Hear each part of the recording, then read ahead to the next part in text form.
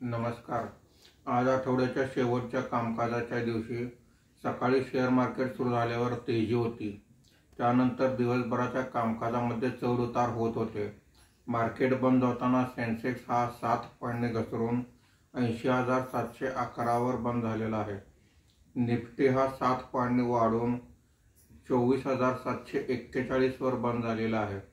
आजच्या कामकाजामध्ये निफ्टीमध्ये वाढलेले मुख्य शेअर्स पुढील प्रमाणे: Eicher Motor 2.43%, Mahindra and Mahindra 2.29%, Maruti Suzuki 1.59%, Power Grid 1.26% अशी वाढ आहे।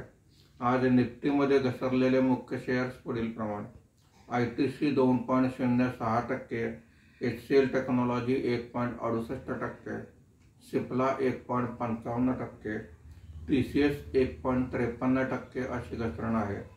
आजच्या कामकाजामध्ये BSE ऑटो इंडेक्समध्ये सर्वात जास्त म्हणजे 1.30% ची वाढ दिसून आलेली आहे। GSTच्या सवलतीचा या सेक्टरला फायदा होणार आहे, त्यामुळे ही वाढ झालेली आहे।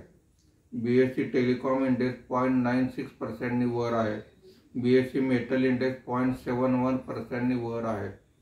BSE IT इंडेक्स 1.25% नी खाली आहे। BSE मिड कॅप आणि स्मॉल कॅप इंडेक्स फ्लॅट आहेत। आज FII ने 1,305 कोटी रुपयांची विक्री केलेली आहे। देशी वित्तीय संस्थांनी 1,821 कोटी रुपयांची खरेदी केलेली आहे। शनिवार आणि रविवार शेअर मार्केटला सुट्टी आहे। सोमवारी परत भेटूया। धन्यवाद।